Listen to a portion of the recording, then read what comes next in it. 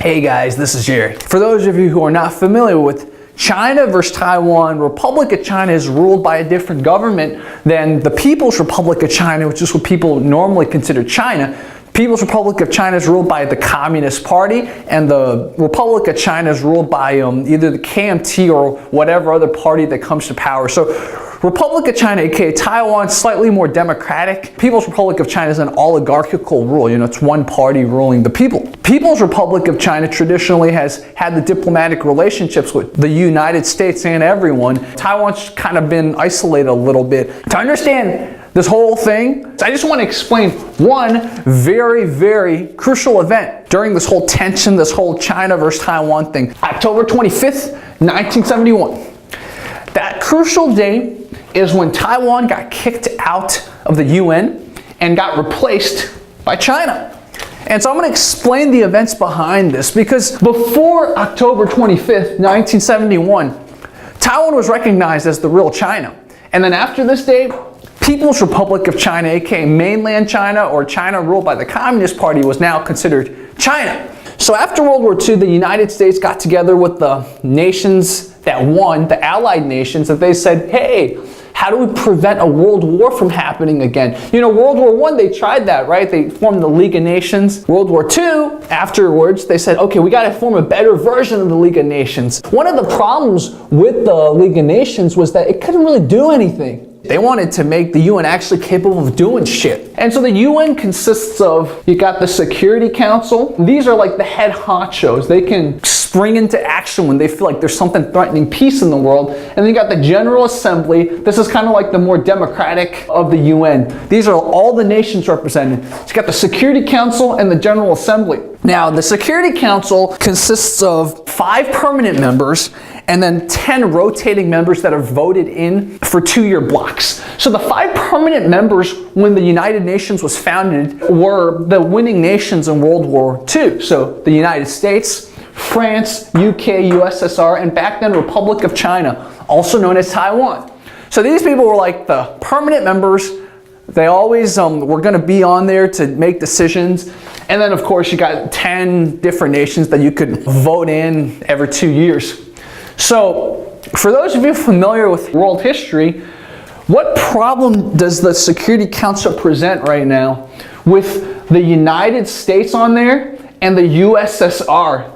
This right after World War II, you got 2 superpowers fighting for supremacy. And why were they against each other? Because the US was capitalist, it was democratic. The USSR was communist, meaning economically it wanted egalitarianism, it was socialist, and politically it was all run by sort of like a ruling little oligarch with head honcho. And you could call it totalitarian, whatever words. But basically, the Cold War was all about the 2 powers fighting for supremacy. The Security Council got nothing done because any of these members can veto whatever they try to do. So if the US wants something done, France wants something done, UK, they're on one team, right? These guys are on one team. So if they want anything done, USSR could be like, fuck you guys, no. So the Security Council got nothing done.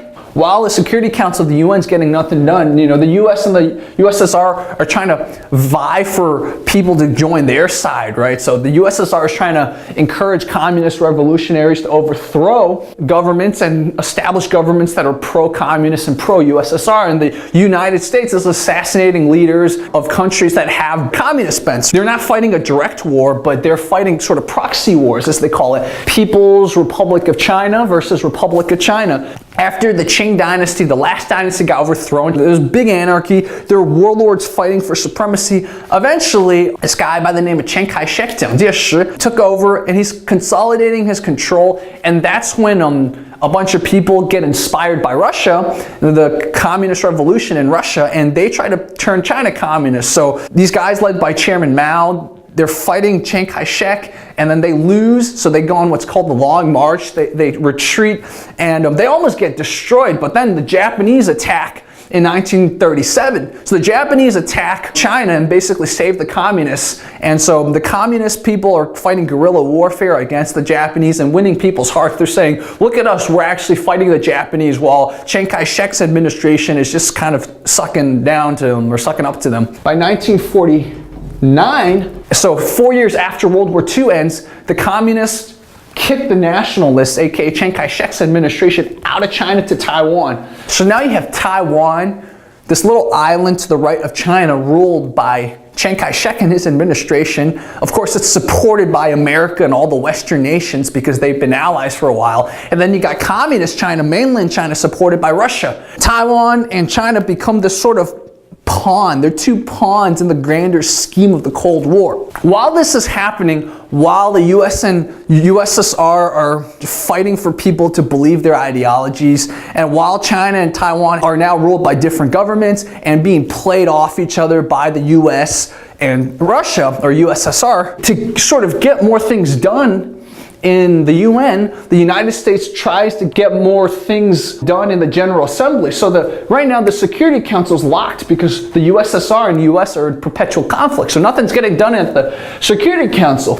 So now the US is like, okay, let's try to shift more power over into the General Assembly because it's democratic there. It's every nation gets a vote. The US and the USSR, for those of you familiar with Cold War history, they get really close to almost nuking each other. They get really close to almost fucking over the world. And after a few of these incidents, they realize, okay, maybe we should cool things down a little. That's when this concept of detente happens. Detente is a French word meaning cooling down of relationships or cooling down of conflict. So before detente, it was Brinksmanship. It's like we're always on the verge of war, and that prevents us from actually going to war because we know if any side tries to step out of line, we're gonna nuke each other, fuck each other over. It's also called mutually assured destruction. And they realized that was making the world too tense, so they try to go for detente. But you see, it gets more complicated than this. This is the really fun part.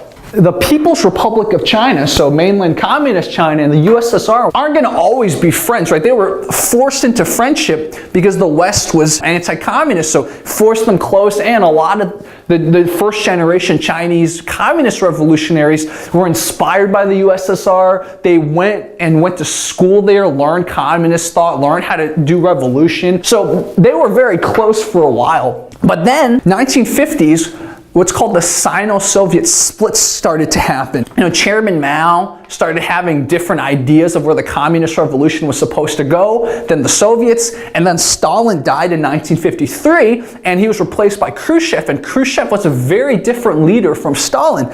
So Chairman Mao and Khrushchev had a lot of problems. So the USSR and China started having a lot of issues, right? Sino-Soviet split. They weren't one sort of unified bloc anymore. In fact, the USSR actually and China fought some border wars too. It got really tense. To sort of go around that, China started to become better and better friends with Albania. Albania is a little country in the Balkans. Albania became communist after World War II. Because Albania was not Russia, China and Albania started becoming closer and closer. And when I say China, I mean mainland China, People's Republic of China, aka Communist China. And one of the things that Albania does to help out People's Republic of China every year, starting in the 1960s, so for over 10 years, Albania is trying to introduce resolutions in the General Assembly to get Taiwan kicked out and to get People's Republic of China voted in to the Security Council. So Albania is doing that as a favor to China. I think China's probably giving Albania a lot of economic aid.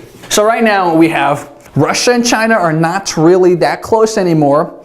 Russia and the US realize, okay, I think it's time to stop getting to the point where we're almost killing each other all the time. The People's Republic of China, mainland China, is fucking itself over with all the communist policies, but it has the bulk of the population, and it's slowly learning, and Chairman Mao's influence is gradually going down as he gets older. The People's Republic of China is slowly on its way up. So China's becoming more and more of a power to be contended with. So if I'm America, Russia's my main enemy. How do I lighten Russia's influence on the world? Hey, maybe it's a good idea to start courting China. And part of detente was not directly force Russia to be a certain way, but try to make Russia jealous and make Russia want to have better relationships with us, right? It's more taking a roundabout route instead of using like pure intimidation. The last part of this equation are called the non-aligned nations. These are the countries that weren't favoring Russia or weren't favoring the United States. They just wanted to live their lives and, you know, make their countries better.